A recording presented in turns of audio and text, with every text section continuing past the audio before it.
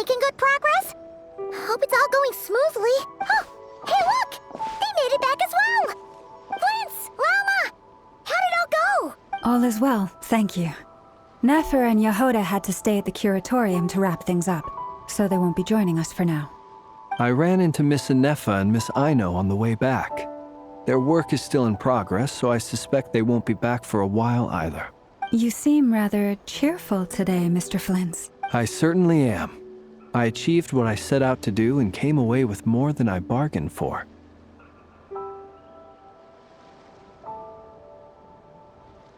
Fighting alone can get quite tedious, but I had the good fortune to run into a pair of brave young warriors. We meet again.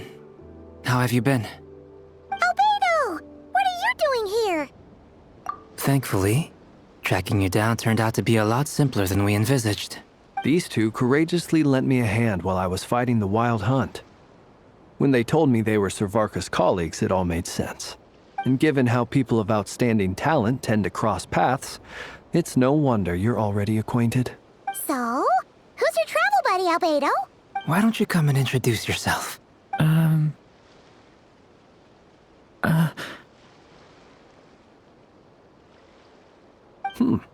A gentleman of few words, I see. And a rather stern countenance. I presumed you were acquainted with him. Is that not the case? It's nice to meet you. Again. We've technically met before. Wait a sec! You're Minnie Durin! That's right. It's me. I'm glad to see you again. By the way, he says it's okay if you drop the mini. Yeah, I'm not as mini as I used to be. Interesting, isn't it? The first step towards blending into human society appears to be reflecting on whether one's name really reflects who they are. Wow! You look so different! In a good way, of course. It's great to see you looking so healthy. Thank you, Paimon. And although you're as mini as ever, I understand that diminutives don't always convey endearment. I'll be sure to simply call you Paimon as a sign of my great respect for you. Wow! You're such a smooth talker now. Paimon could get used to this. From now on, you may refer to her as your esteemed guide, Paimon. Personally, I think our little Paimon is the perfect size. When people call her Little Paimon, it's just because she's so adorable that they can't help themselves. If that's not a sign of endearment, what is? You're absolutely right, Miss Lauma. My brother still has a long road ahead of him when it comes to understanding human relationships. Anyway, speaking of long journeys, didn't Columbina, leave with you? How come she isn't back yet? She's been catching up with old friends. Wouldn't be surprised if she stopped for a cup of tea or 10 on the way back. Uh-oh. People are talking about me. Hope it's nothing negative. Judging from your expressions, I'm guessing it all went well? It's getting crowded here. I'll go grab some chairs. No need. This is a job for an alchemist. I'll whip some up momentarily. Thank you for your hospitality, ladies and gentlemen, but I was merely escorting my friends back. I'll be meeting Sandrone shortly, as we still have some things to discuss. It's been a pleasure, everyone. But this is where I'll say goodbye. We really appreciate your help. Oh, come on. Spare the formalities. I'm just glad I could help out some true friends. I understand. Well, bye for now, Harlequino. Oh, this place is hopping. It's probably a good thing one of us left. Otherwise, we might not fit all these people in. Are you saying we're about to run out of chairs? As a matter of fact, I am. Come on in and see for yourself.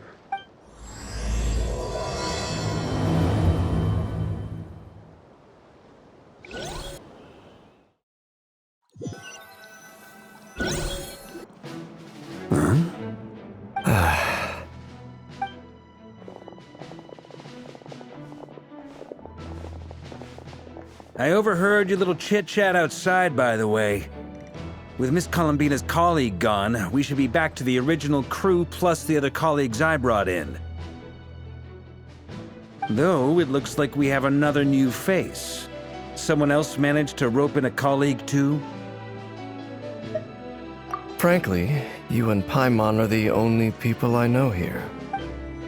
This here is Deansliff, colleague of Tibet's greatest guide, Paimon, and greatest adventurer, the Traveler. Well, not exactly colleagues, more sort of friends. When someone else jumps in to do the announcing, you know you're speaking to someone important.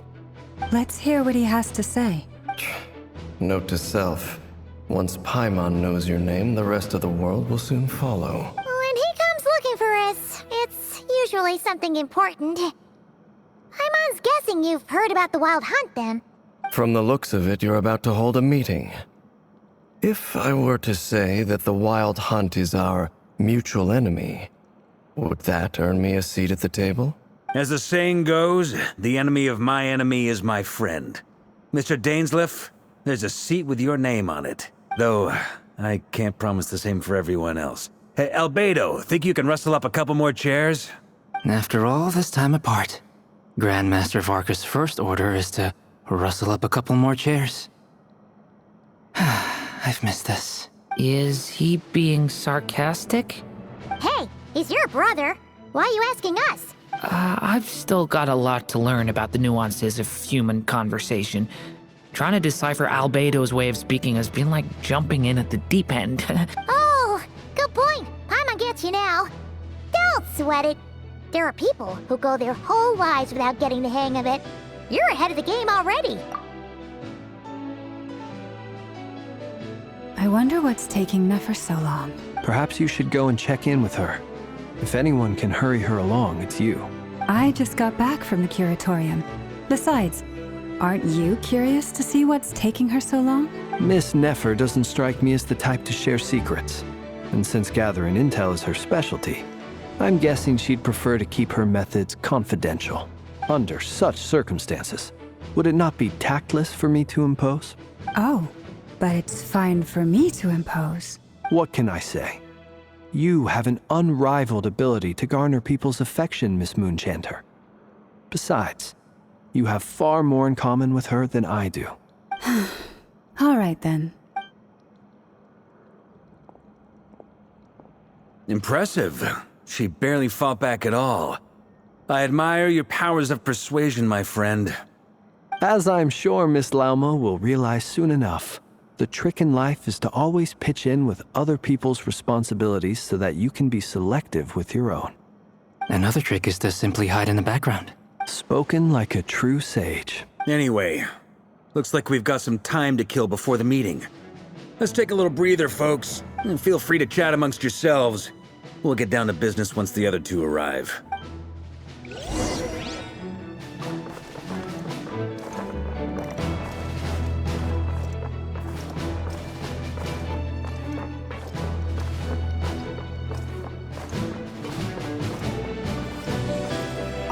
Truth be told, I can't remember the last time I was in a meeting with so many people. You're not alone there, my friend. The Lightkeepers also struggle to bring everyone together for a serious discussion. I don't doubt that. I've only ever met two Ratniki, one being you, and the other being that young guy, Eatlua. Eatlua is a good apple, I'll give him that. He's kind, honest, and regularly delivers supplies to my lighthouse. A true Ratnik to the core. In that sense, he puts me to shame. So you're what? A fake Ratnik? That's what it sounds like you're saying. But I get the feeling that's not quite what you meant. Come on, why the awkward silence? Sorry. I'm not even gonna bother trying to hide it. You've known all along, haven't you, my friend? Now that was an awkward silence. Let's just keep this between ourselves. Probably best if Eatlua doesn't know, huh? That goes without saying. Gotta be careful what you share with youngsters, after all. Anyone else in the know? Let me guess. The Traveler and Paimon? It's dangerous being too sharp for one's own good, you know. Then, in the name of the Animo Archon Barbados himself, I swear, your secret's safe with me. When we went for drinks, you said that you and Barbados were practically best buds. In the light of that claim, do you really expect me to take your oath seriously? Of course. Just as long as you don't go spreading around the fact that I'm close with Barbados, all right? Fair enough, then. Nothing like a bit of mutual leverage to seal the bonds of friendship.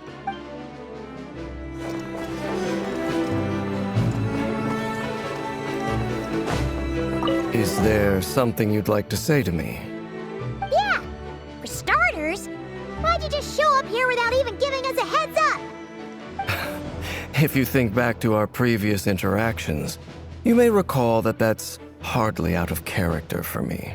You do have a point there. Oh yeah! You'll need to find somewhere to stay the night too, right? Want to tag along with us? You never know. We might get a group discount. Sure, let's do that. Great! Paimon will handle it! And in return, we can get Dainslift to be our very own personal bodyguard. If that's what you had in mind, you should have said so sooner. I'd be happy to help. Oh, okay then. Paimon was only kidding, but good to know. Anyway, since we're all here together, we might as well watch each other's backs. That's just what friends do, right? Indeed. Thank you. Time to go. You're both awfully quiet. Why don't I start us off with an icebreaker? Much obliged. Have either of you ever had your portrait painted? If not, I'd be glad to help. That sounds like a lovely idea. You know how to paint, then? I dabble occasionally. He's an excellent painter. Tables, chairs, people, dragons, you name it. He'll paint it for you. I'm flattered. If I ever get the chance, I'd like to give it a try myself. I'll bear that in mind. Anyway, how about you, Durin? What sort of portrait would you prefer? Oh, I'd be fine with anything. Whatever style feels best to you. Very well. Then I'll play it by ear. You can replicate any style I want? I can try. If you show me a sample, I'll do my best to match it. Thank you. In that case, I'll dig up some reference material for you.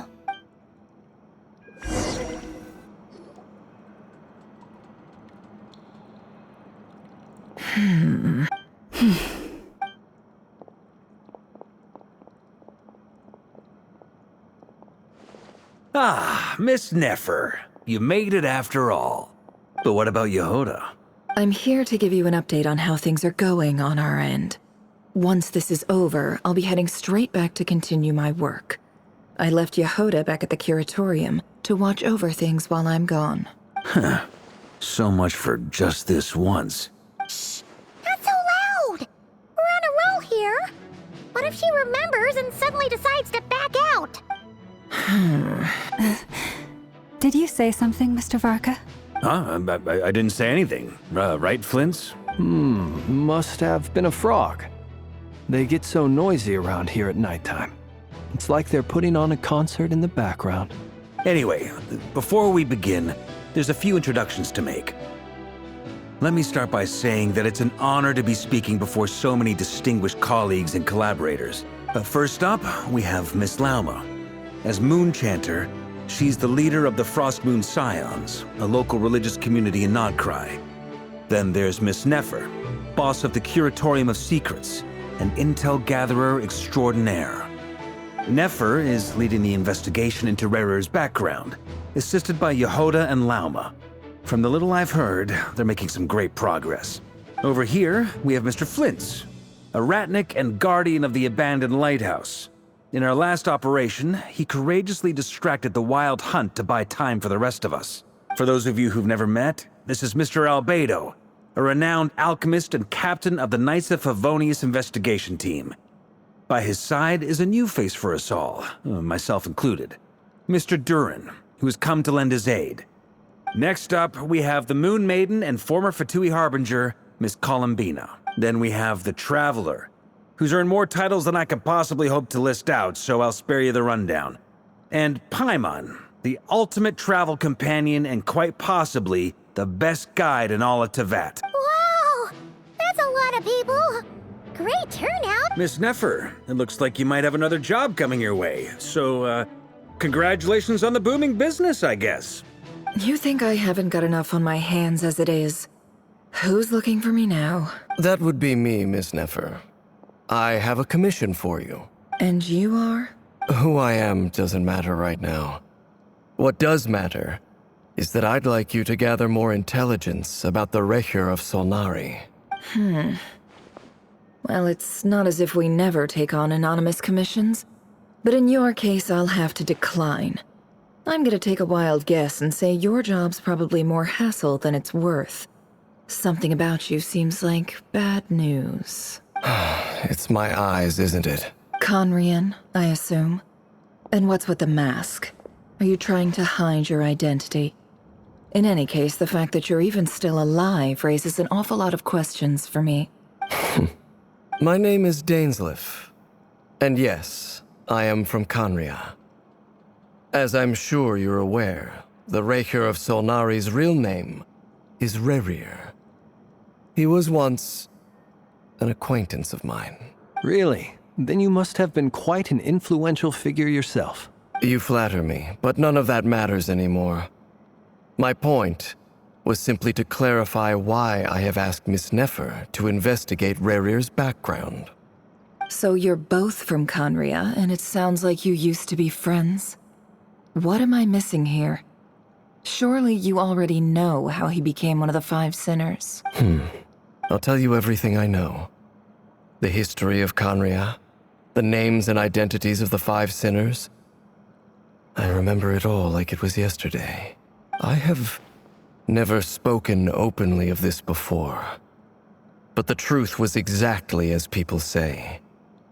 The Five Sinners were each driven by their own desires, and it was by playing upon these that the Abyss tempted them to their fall, tearing Conria apart in the process. The visionary, Vedifenir, who wished to foretell the future. The wise, Haroptatir, who sought limitless knowledge. Gold, Rhindaughter, who desired to create life. The foul, Sertologi, who pursued supreme strength. And last, but not least, Recher of Solnari, Rerir, Ravager of the Moon. Of the five, Rerir is the only one who remains a mystery to me. He never harbored grand ambitions. So what changed in the space of a single night? How did he come to fall like the others? In other words, you're saying that his change came as a shock to you, and you have no idea what actually happened? That's right. You mentioned how the Abyss tempted them, which led to their fall. But what did that look like in practice? And what other context can you give me about the events of that time? The more detail you can give me, the better. Strangely, now that it comes to it, I hardly know where to begin. The fateful night took place during the era of the Eclipse Dynasty.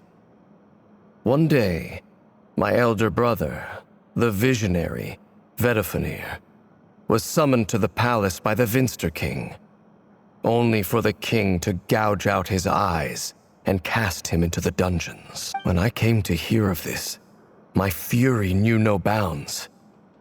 I gathered together every ally I thought I had, and together, we set a night to storm the palace and free Ved.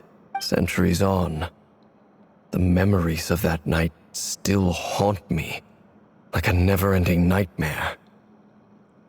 We broke through the palace gates, just like we had planned, each striking towards our separate targets. But then, I was betrayed. Even Vedifenir, the very person I had come to rescue, abandoned me and partook of the Abyss's power. So, it's personal after all.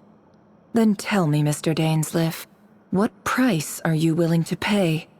You, of all people, must know that nothing comes for free. I cannot say what price would be worthy of such a commission. But know this.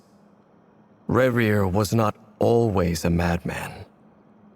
Believe it or not, there was a time when he was just an ordinary man, working for the Conrian Intelligence Service. Uncovering the truth of Rerir's past is the only way to unravel this mystery. But before you decide if you will accept my commission, I will tell you more about him. Enough, I hope, to help you plan your next move. Sounds pretty good to me. Feels like we just flagged down a random passerby, only to discover he's actually a master strategist who has a score to settle with our enemy. Can I borrow your halo? It could be useful in the lighthouse. Hey, enough with the wisecracks! Besides, isn't that lamp of yours bright enough already? Relax. It was meant to be a compliment. If that was a little over the top for your liking, I'll make sure to tone it down next time. I'll give your proposal some serious thought, Mr. Dainsleif. Let's speak in private once the meeting is over. Before that, there's a few things I'd like to share. Now that we've united the hearts of the three moons, your power should be greatly enhanced. But it seems like that hasn't happened yet? I believe it will take a little longer. You've done so much for me, so I want to be completely honest with you all. Even though I'm doing a lot better now, the truth is, my recovery will likely be an ongoing process. From the moment I was born, my power has been slowly ebbing away. And that is because Teyvat has never accepted me. Even with the moons united as one, it seems my rejection cannot be undone. So far, I have yet to find a solution. It may turn out to be a problem that will plague me until the day I finally leave this place behind. Even so, I will do everything in my power to help you drive out the Ray here of Solnari. As Arlecchino put it, this is not about chasing the spoils of victory. It's just a gesture of heartfelt gratitude. Kutar. Defeating the Ray here of Solnari will be no easy task. While my strength slowly recovers, we'll also need to gather more intel. Naturally. We should take all the help we can get if we hope to defeat him. We've considered several viable plans now, but our choice hinges on the answers to a few key questions. Is it even possible to kill Rerir? What experiences shaped the person or monster he became? And what's he really after? Given Albedo's expertise in alchemy, I think we should leave him to try and answer the first of these questions. Understood. As for the other two, I'm afraid we'll have to count on you again, Miss Nefer. Believe me when I say it's not my wish to burden you. But right now, relying on your skills is our only option.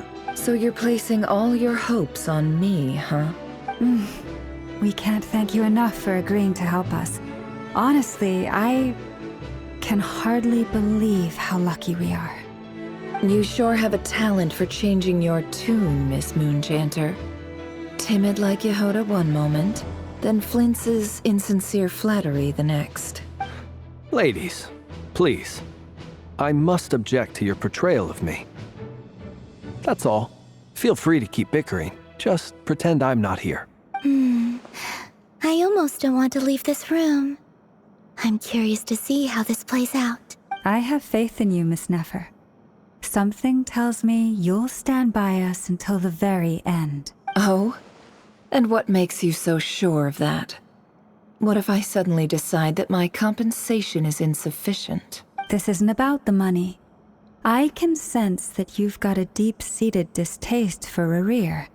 And knowing you, that alone is motive enough. Look at them getting along so well. Like two peas in a pod. And I'm the one they accuse of insincere flattery. There is no justice. Miss Lauma, you have to understand something. Unlike you, I don't actually enjoy having everyone's hopes on my shoulders. Is that right? Well, maybe the fact that I'm willing to put my hopes in other people says more about me than you. But the fact is, I also trust you. And that's because I know that you're someone we can count on. Anyway, we've got our plan, so let's get moving. Mr. Dainsleif, let's talk. And Traveler, once we're finished, if you've nothing else planned, I'd like you to come with me. This whole experience is teaching me a lot. For instance, I now know that when other issues come up in the future, I'll have far more luck getting Lauma to convince Miss Nefer than trying to do it myself. Hate to say it, friend, but that's one of the funniest things I've heard in a while. Why? You think I've got it wrong? Quite the opposite. But what makes it so hilarious is how long it's taken you to realize.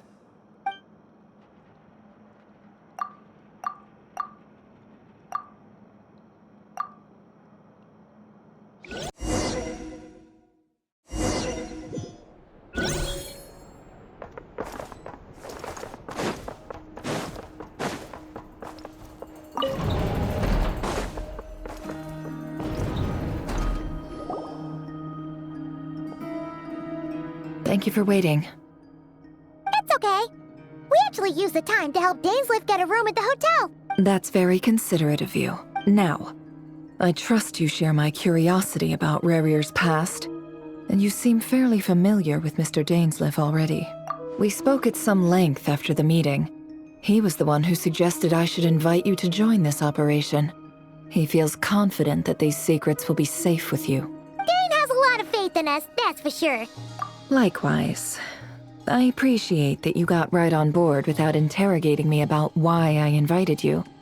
It shows that you trust me to explain everything in due course. That's because we know what you're capable of. We appreciate you too, Nefer.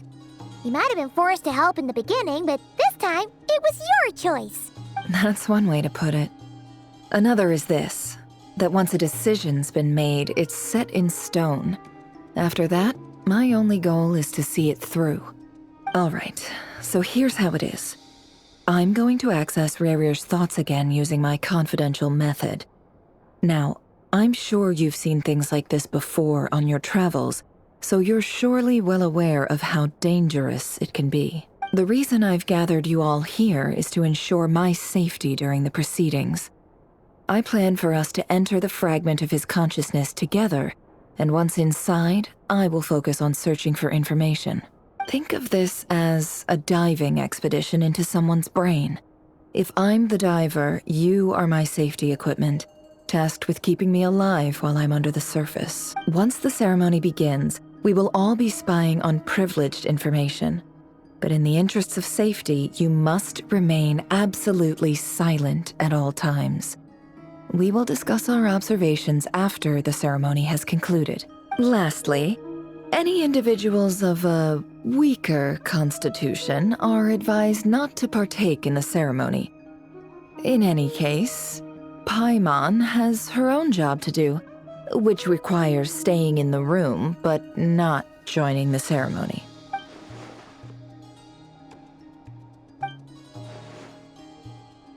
Well, good luck, everyone.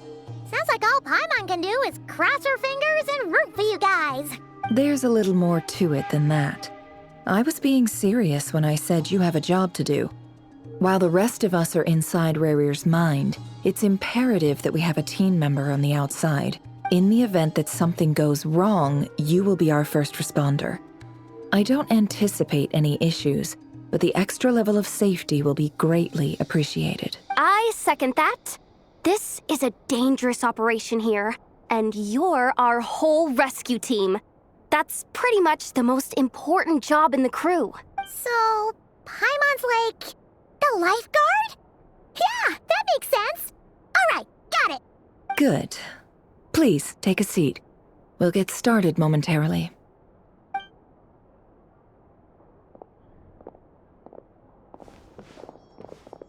So, did Mr. Dainsleif tell you anything else? He told me that he believes Rarier kept some big secrets in his life. He's not sure that they were the cause of his eventual downfall, but he's asked me to uncover what those secrets were all the same. But surely you're not planning to go through with this, no matter the cost. If you think that, you'd be overestimating me. I'm a businesswoman, not a mercenary. But I do have my own professional reasons for taking this job. You think I'd turn down the opportunity to get a first-hand glimpse into Conrian history? No chance. Well, as long as you don't let morbid curiosity get in the way of safety concerns, We're good. We'll do whatever we can to help you. You're such a killjoy.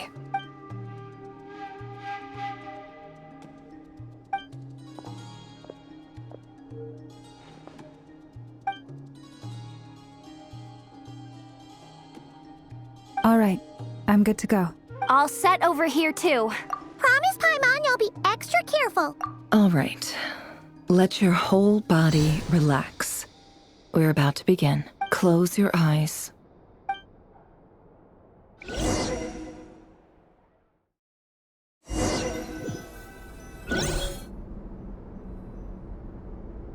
Phew. Could this be his office? Pretty standard setup. Bookshelves, paperwork, files. According to Dainsliff, Rarier used to be an intelligence operative. Chances are there's plenty of top secret intel stashed away in this room. Is this where you keep your secrets, Rarier? Can't say I'm not looking forward to this.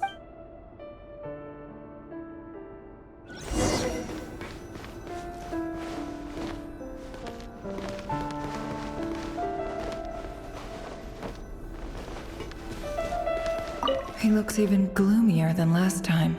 I wonder what's changed.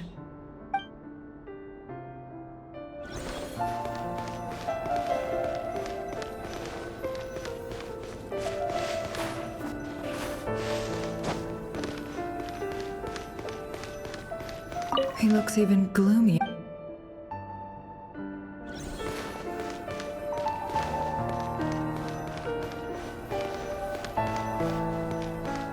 He looks even gloomier.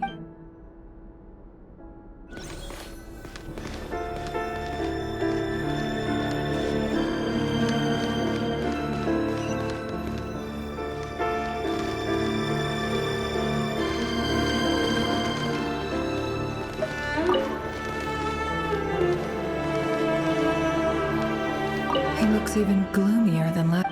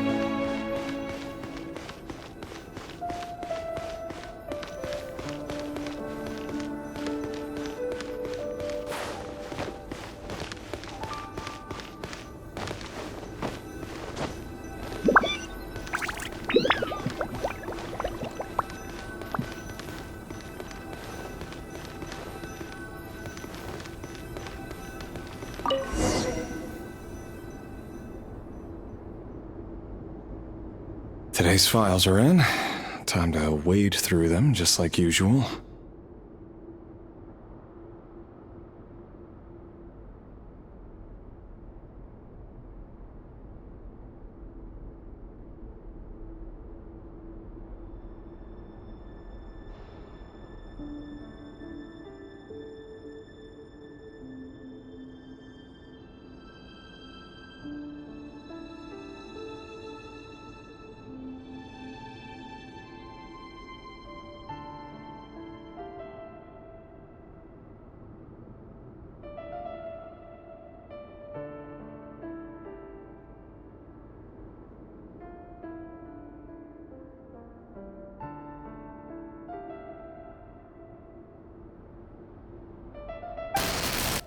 Male, 51.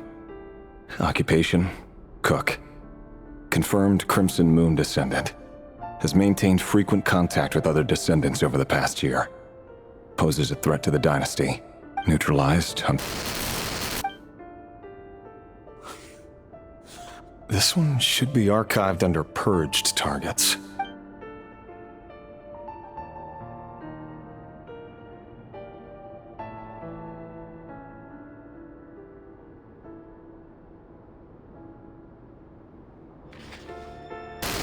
Female, 23.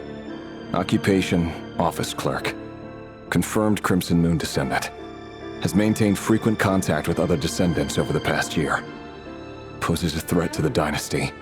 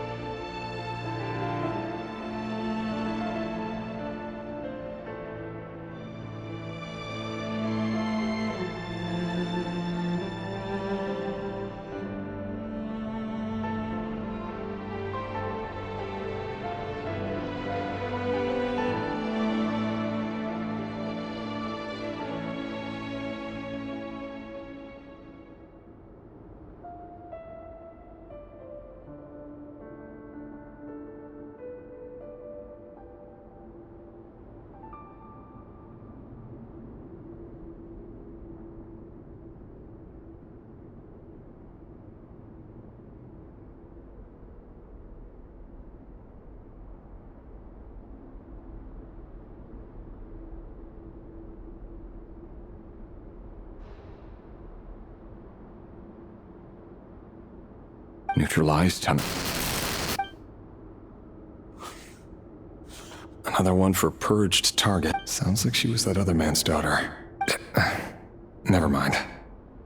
What's it got to do with me?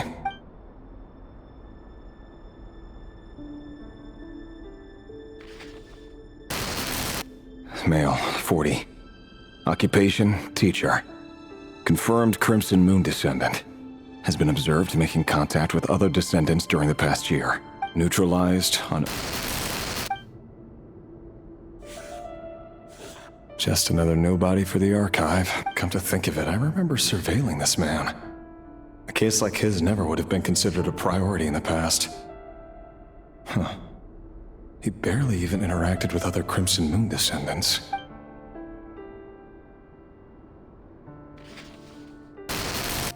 Female, 16.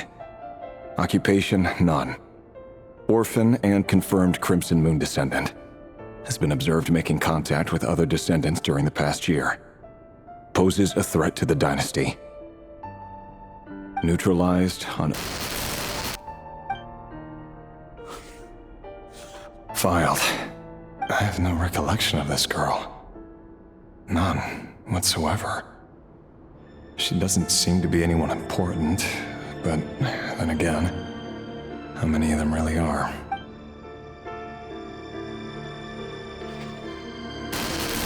Female, 13. Occupation, none. Orphan and confirmed Crimson Moon descendant. Has been observed making contact with other descendants during the past year. Poses a threat to the dynasty. Neutralized on... Filed.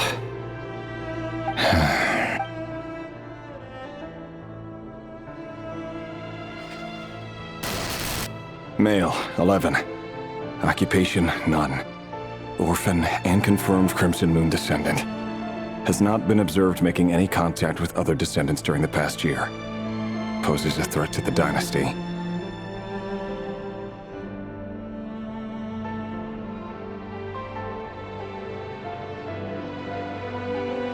Neutralized and...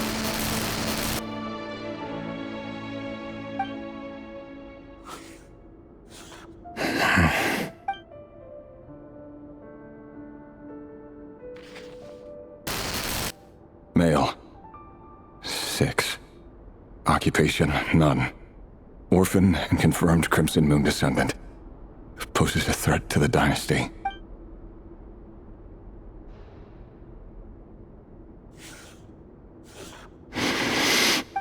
It's funny, isn't it? Your job is becoming both harder and easier at the same time, depending on how you look at it. Sooner or later, the Crimson Moon descendants will be completely wiped out. But as their numbers dwindle, they become harder and harder to track down. That's not how it is. Fortunately, however, most of the able-bodied adults have already been taken care of. The remaining weaklings will be increasingly easy to deal with. No! No. My job is to ensure the survival of the Eclipse Dynasty. And the only way to do that is by eliminating any and all potential threats. It's a perfectly legitimate line of work. Every single one of my colleagues can attest to my fairness. And if my friends were aware of the facts, I know they'd back me up too. Assuming, of course, that they were aware of all the facts.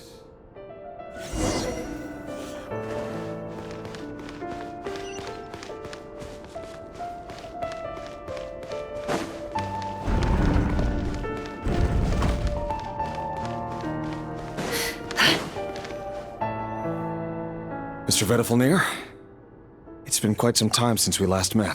Rerir, I trust you're here because you have something important to discuss. Forgive me.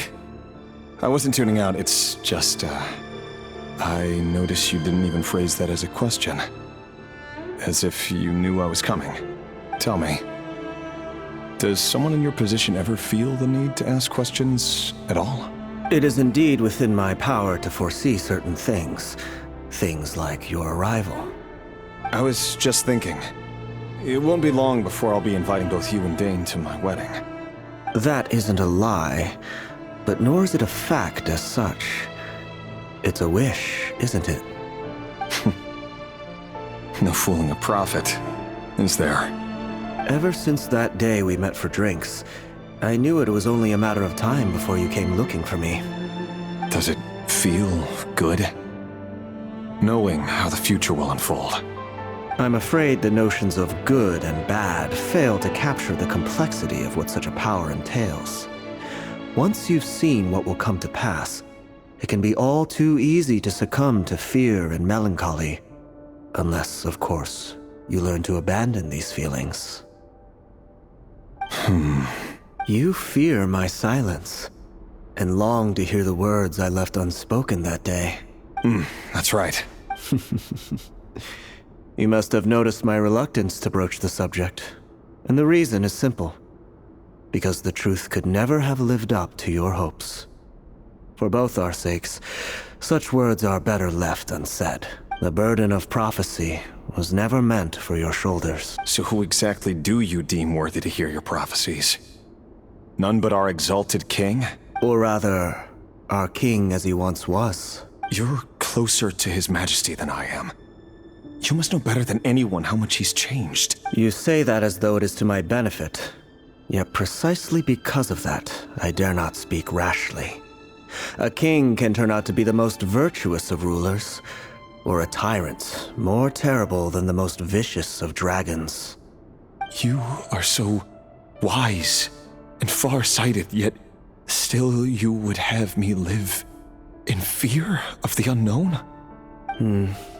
You make a fair point. Especially given my silence alone was all it took to send you spiraling downwards. Very well then, let me offer you some advice. And I say this not as a prophet or a visionary, but simply as the brother of your friend. For many reasons, there is very little chance of your marriage ending in happiness.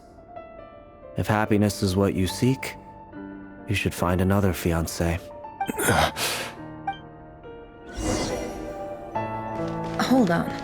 There's that same black fog again. Could this memory belong to Thelindis?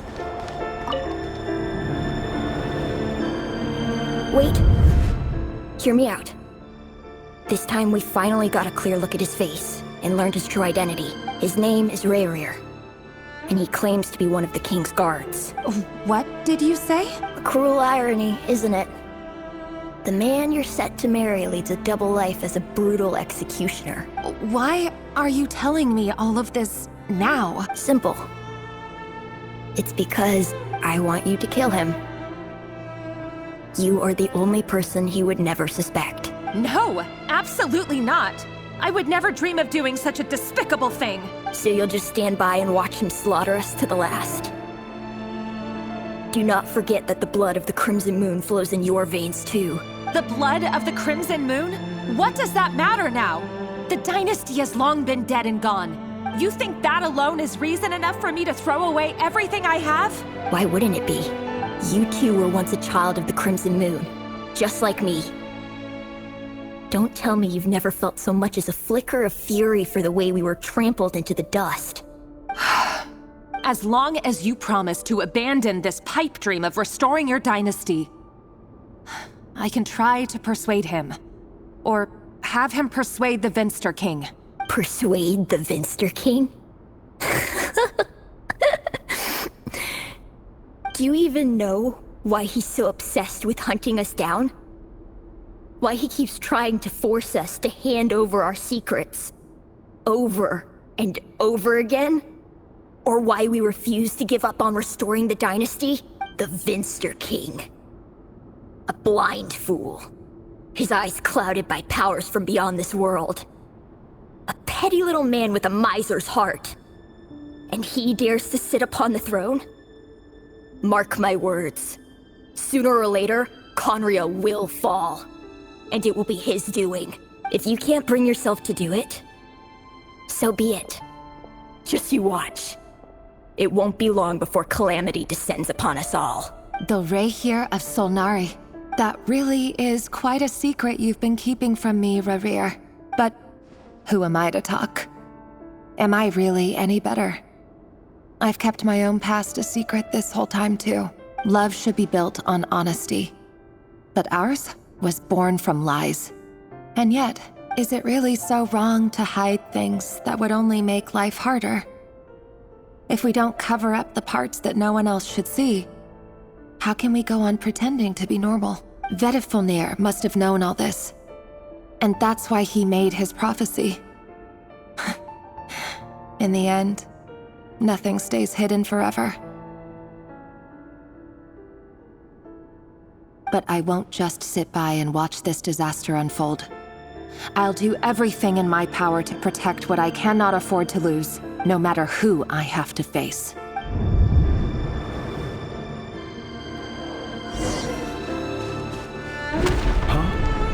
Was that Rerir who just walked past the window? Doesn't it give you the chills that he still takes the same road to work every day? As if nothing ever happened. Those people at the deli. Enough already. They're clearly pretty taken by their own disguises, so just smile and play along. Pull the rug from under beasts like that, and you'll risk having your throat torn out. Deli? Oh. They're talking about those people from the opposition. Right. I'd almost forgotten they used to run a deli. People of no consequence always vanish so easily. And no one even remembers them. But surely you can see he's not the man he pretends to be! So many have died already, and they say that the king's madness grows with each passing day. We're not going to survive this, are we? But why does it have to be this way? Do we really deserve to die just because of the blood that runs through our veins? Felindis, are you even listening? Sorry, Freether. My mind was off wandering. I heard you, though. You're talking about what Rerir said. He's just following the king's orders. He's a secret agent, and it's his job to hunt down rebels and dissidents. By the time you first met him, he'd already taken lives. Maybe he was using you from the very beginning. No. Rerir has no idea I have anything to do with the Crimson Moon. My family are only distant relatives of the main lineage, and besides, my eyes are perfectly ordinary. Truth be told, apart from my teacher, pretty much no one knows I have any connection to any of it. It's been a long time since my family severed ties. But as Orlog said, who could possibly talk sense into that raving lunatic of a king? No one. I'll work something out. Trust me, I'm with you all. But for now, you need to keep yourselves hidden. Don't let anyone find you, anyone at all. Don't forget that Rerir is an Eclipse operative. You need to be extra careful when he's around. And when I am too. For now, don't come looking for me. And if anything happens to me, just act like we've never met. If even you can't escape this, what hope do the rest of us have? But after all this time together, surely he wouldn't lay a hand on you. I won't speak in his defense, nor can I give you a clear answer to that question. But I'll do everything I can to put an end to this. Here, hold on to this. If an opportunity to escape presents itself, take it. You'll be glad you took some spare change. You call that change? But what about you? I've got a job, and there's still money coming in. But you can't go anywhere right now. Please think about yourself for once.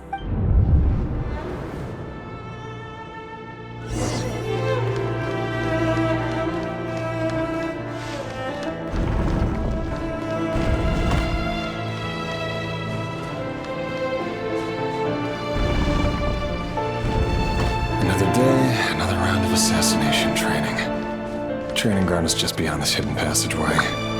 When you kill a person, doesn't it bother you when you end up covered in their blood? Why would it? Aren't we all just walking blood bags? But not everyone is accustomed to hunting down others like prey. You've been a hunter for so long now, you seem to have forgotten that most people don't just go around killing one another. Leave me alone. Make sure you have a firm grip on the handle. Then choose your angle well. Keep your movements light and brisk. And the prey won't sense a thing. I'll bet no one can get a quiet death at your hands. I work clean. No traces.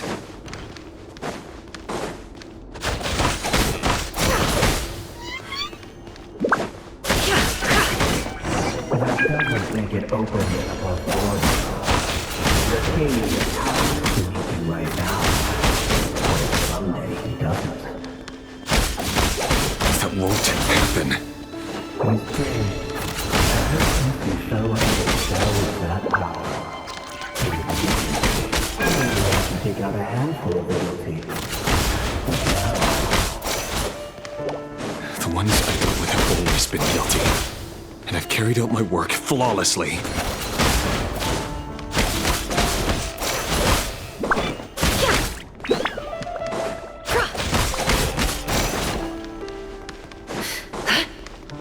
No more lies.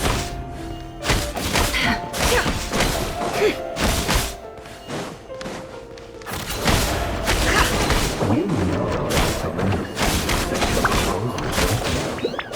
Was it because you didn't trust me? Or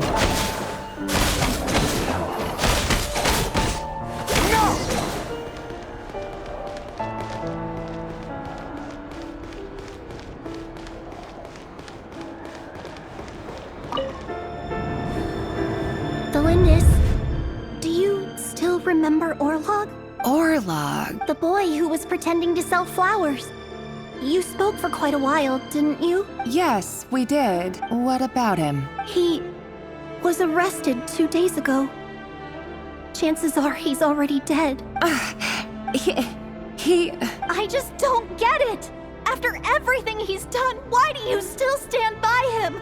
Or does it mean nothing to you that people keep dying? No, that's not... Just hear me out. I need to go now, Delindis. They're looking for us. You take care too. If you ever need a place to hide, come find us.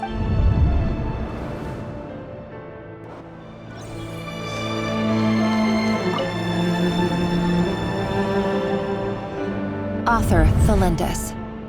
Over the course of this week, the research object was subjected to interference for a total of 47 hours for experimental purposes.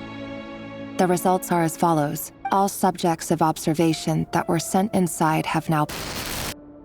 The situation within is proving more problematic than anticipated. No progress whatsoever. What now? Won't you give me even a glimmer of hope? Things are getting worse by the day. I have to find a way or we'll all be in danger, but if all this research comes to nothing, what then? Sooner or later, it'll be my neck on the line. But could he really bring himself to kill me? No. Surely he wouldn't have the heart.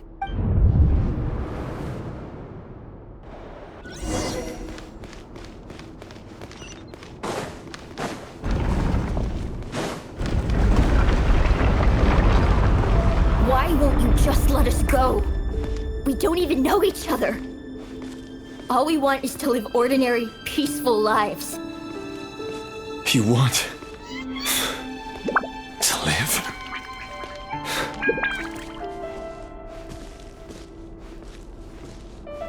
Yes. I just want to go on living. Is that really such an unforgivable crime?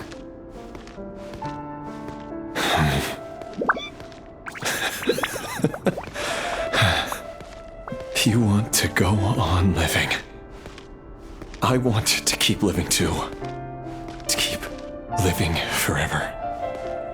That's why I have no choice but to continue on the path I'm on. If only some savior would suddenly swoop down and change the way the world is.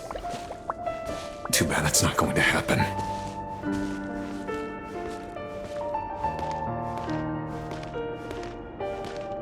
Imagine that.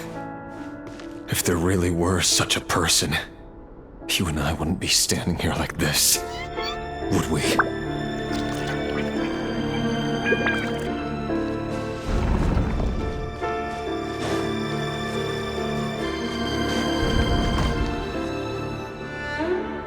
Today's files are in.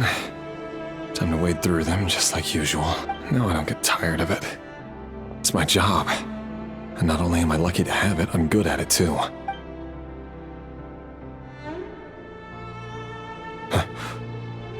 Wait. That's... Thalindis? No. No. Why? But you bear no mark of the Crimson Moon. How could you possibly have anything to do with them? It cannot be. A diluted bloodline. Carefully concealed. I see it now. You've been living in the shadows just like me. What a fool I've been. Numbing myself with talk of justice. Even imagining my friends would back me up. But in the end, Irminsul. Finster King! How far are you going to take this? From the direct bloodline to secondary offshoots? And then what? Today it's the descendants of the Crimson Moon. Who will it be tomorrow? Will you not rest until everyone down here is dead? No.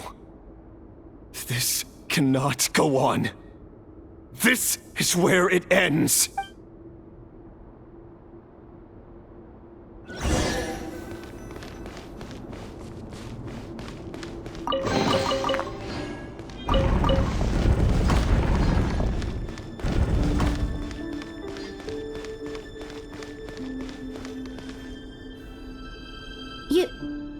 You're really letting me go? I am. As long as you can guarantee that no one will find you. Don't worry, I'll be extra careful. No one will know I was here. But what about you? Me? If you let me go, you won't be able to complete your mission, will you? Good point. In that case, maybe you should stay. No, please! I just want to see the outside world again. To... Go on living? Yes. I know you're a man of your word. So please, just let me go. If I let you leave, what will become of me? Just kidding. Go. But remember, don't let anyone know you were caught. We'll be seeing each other again